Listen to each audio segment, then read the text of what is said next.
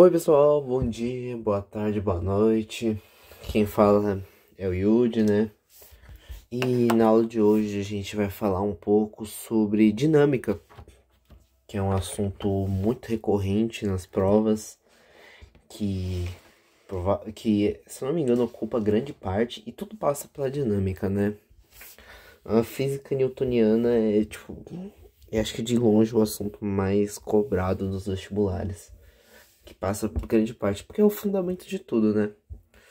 Bem, eu quero começar, primeiramente, nessa aula eu vou enunciar as 3 leis de Newton, passar um entendimento breve, né, sobre cada uma delas. Vou falar um pouco da dinâmica do movimento circular. Rapidamente, eu não vou me aprofundar dessa vez, porque eu quero fazer hoje um exercício, né? Trazer uns exercícios durante a aula, porque eu acho que dinâmica é principalmente treino. Pelo menos eu melhorei muito em dinâmica treinando.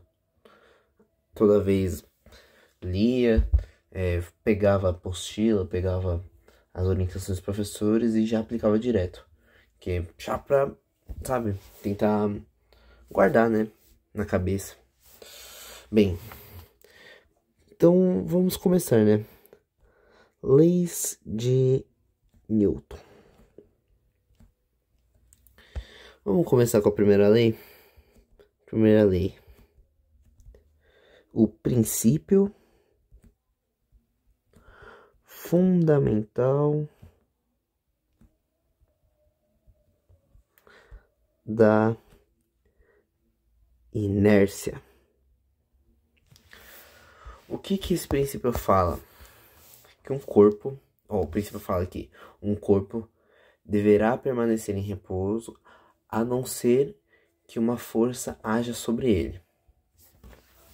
Ou seja, se a soma das forças, ou seja, a força resultante for zero,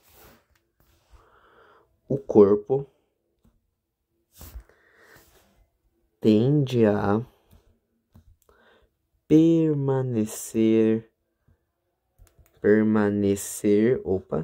em repouso ou movimento retilíneo uniforme.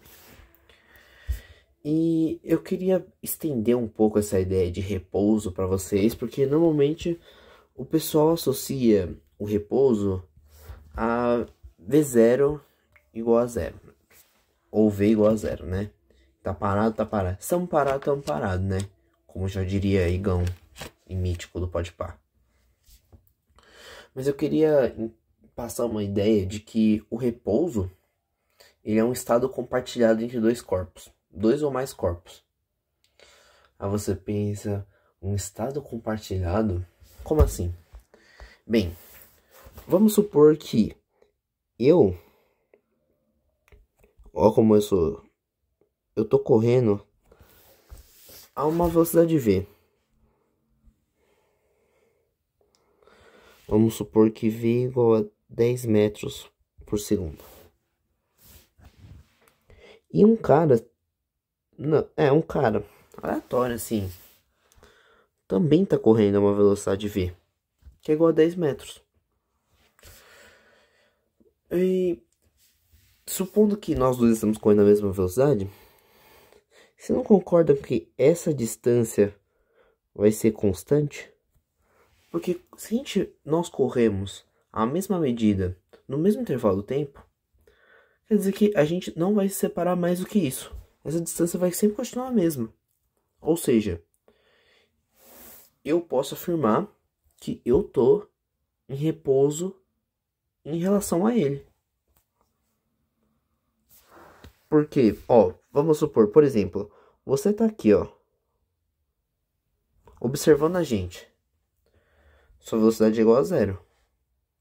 Aí sim, você tá vendo eles dois em movimento. Eles não estão em repouso em relação a você. Mas se eu estou aqui, esse outro cara aqui na minha frente tá em repouso em relação a mim.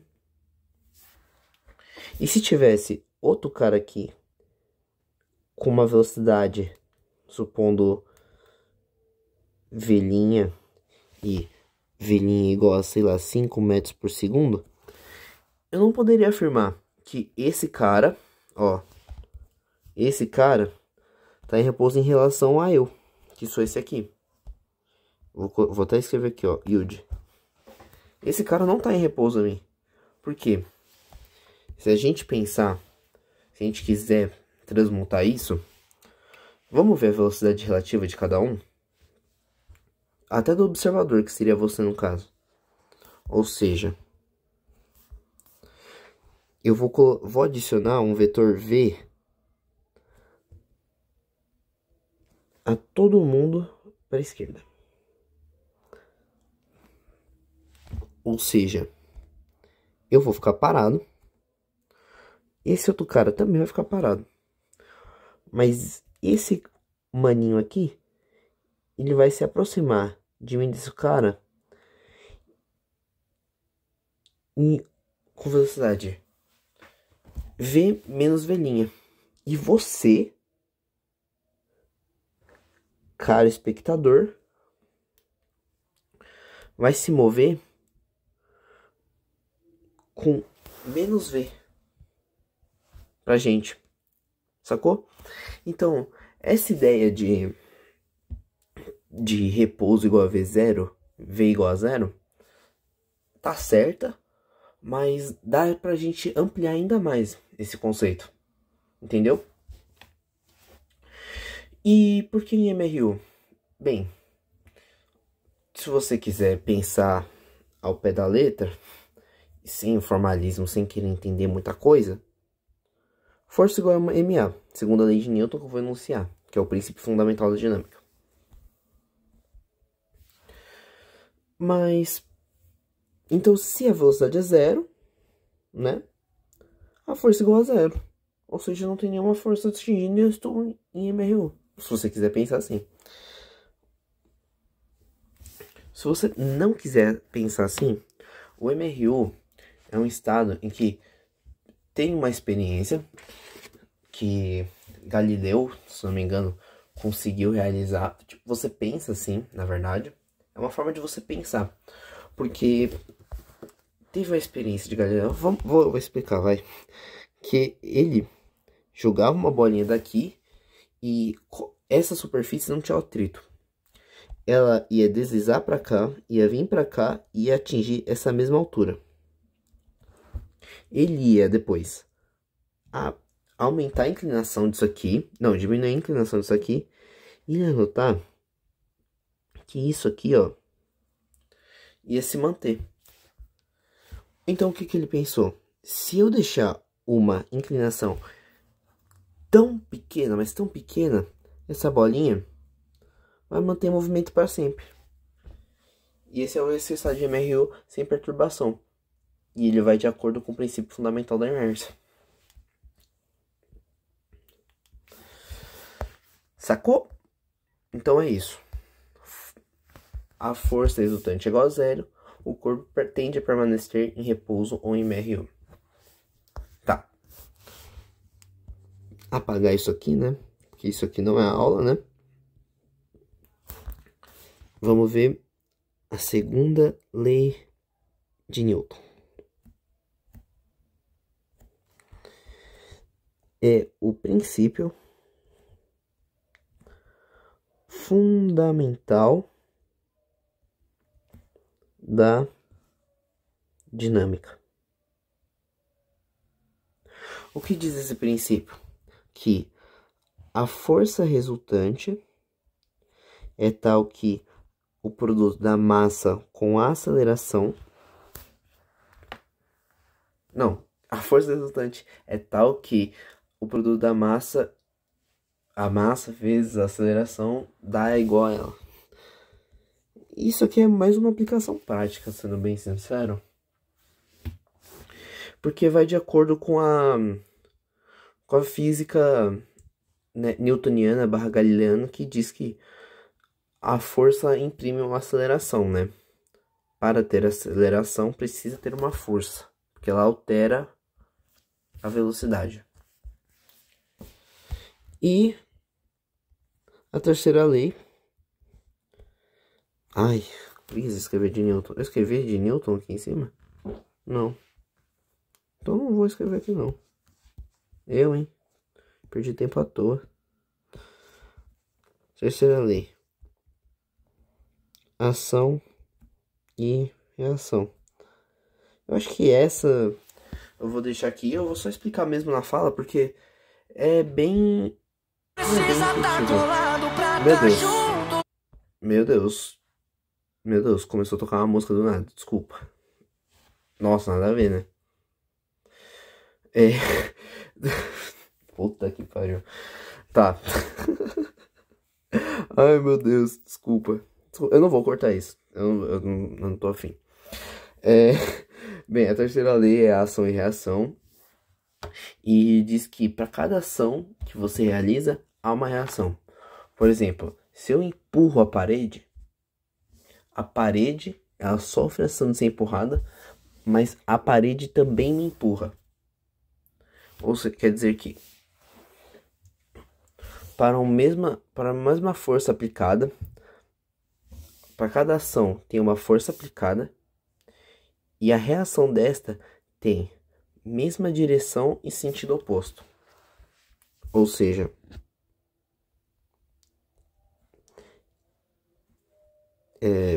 aproximar o bloco, né? Porque eu não aprendi. Ou seja, eu vou chamar isso aqui de corpo A e isso aqui de corpo B, tá?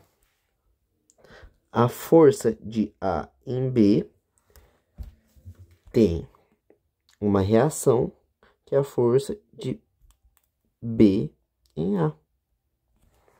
E em módulo, escrever de preto, em módulo, a força de A em B é igual à força de B em A.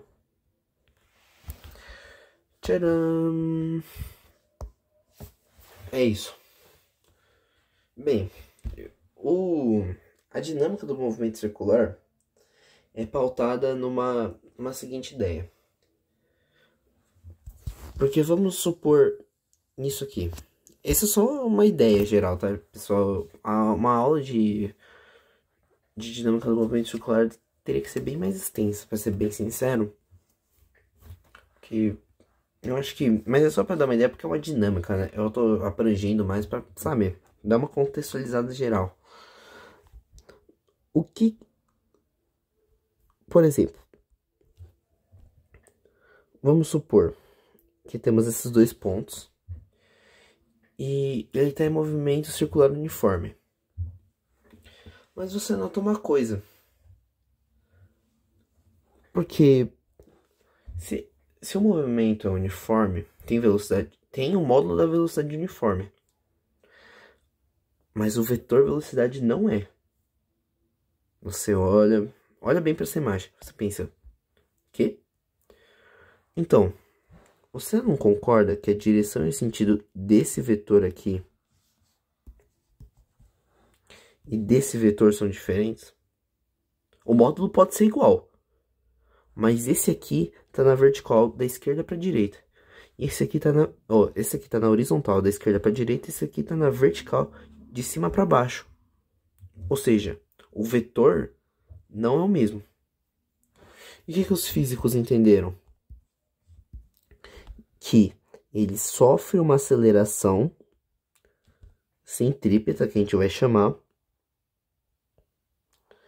de modo que ela aponta diretamente para o centro e somente altera a direção e o sentido. É só isso, rudemente falando. E só para deixar aqui a quesito de ilustração, é m vezes a aceleração centrípeta, que é igual a m vezes v ao quadrado sobre r, ou m vezes velocidade angular ao quadrado vezes r. Só isso. Só isso. Com isso você faz 90% das questões, para ser bem sincero. Você só precisa entender que tem uma aceleração apontando para o centro, que altera. E é óbvio, né? Se tem essa aceleração centrípeta, tem a força resultante centrípeta. porque não tem propriamente uma força aqui, né?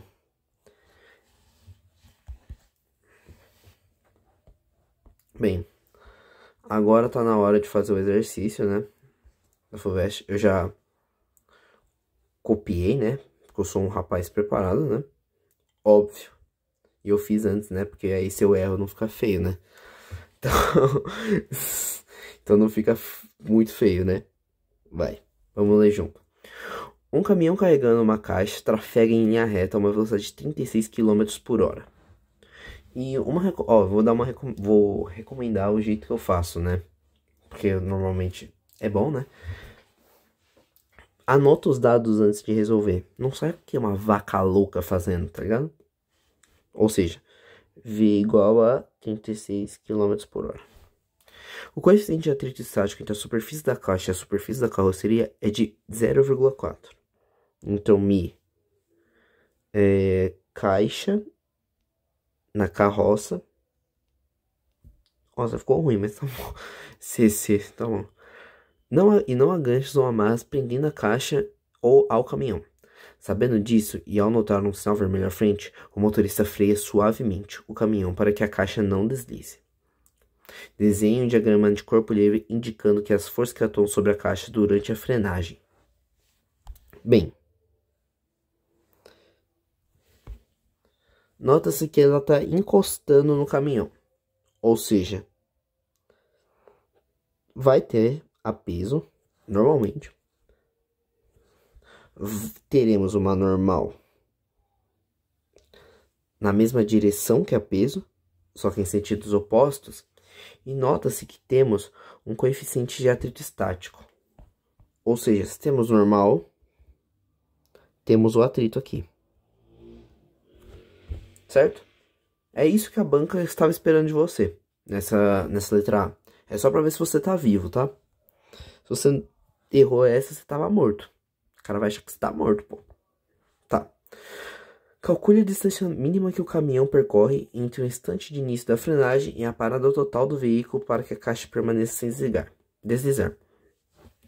Bem, primeiramente, você tem que achar a aceleração. Assim você usa a Torricelli e você descobrir a distância que ele percorreu. Vou fazer um diagrama aqui, ó. Pensando que aqui é carro, mas você entendeu? Carro mais caixa. Vai ter normal normalmente, peso, as duas se cancelam. E vai ter uma força que desacelera, sendo que... Não, pera, não, o vetor velocidade vai estar cá e a aceleração vai estar aqui. Ou seja, vai ter uma força vindo para cá. Bem, ele falou que, ó, a caixa permaneça sem deslizar. Ou seja, tem que ser no limite do limite.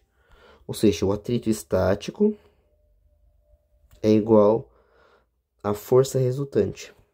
Portanto, normal vezes o Mi é igual a massa vezes a aceleração.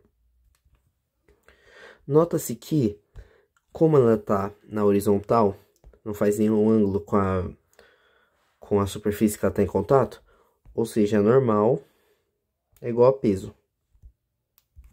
Então, M vezes G vezes Mi é igual a massa vezes a aceleração. Corta, corta. A é igual a 4 metros por segundo ao quadrado. Padrão. Velocidade inicial é igual a 36 km por hora. Divide por 3,6 vai dar 10 metros por segundo. Ou seja, V final ao quadrado igual a V0 ao quadrado mais 2A ΔS. 0 igual a 100 mais 2 menos 4 vezes ΔS. ΔS é igual a 12,5 metros.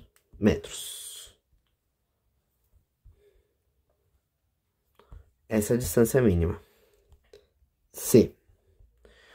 Se o motorista frear totalmente o caminhão em 1,5 segundos, a caixa deslizará da carroceria? Bem, tá. Ou seja, V igual a V0 mais A vezes T.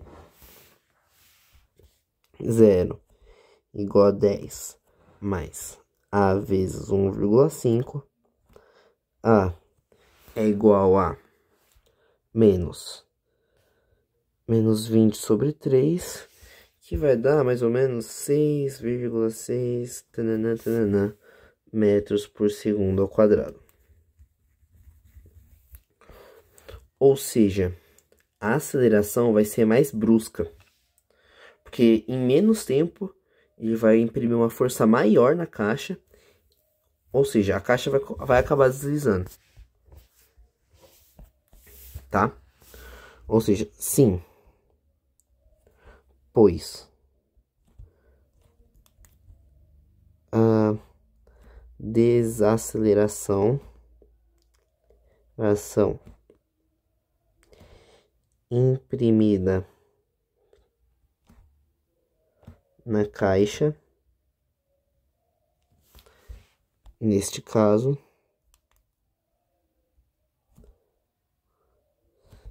será maior que a limite. Coloca 4 metros por segundo quadrado. Eu gosto de colocar também assim, ó. Aí módulo é igual a... não, é maior que a limite. Pronto. É isso, pessoal. Espero que tenham gostado. Se tiverem alguma dúvida, mandem uma mensagem. Pode ser no comentário aí. E é isso. Obrigado.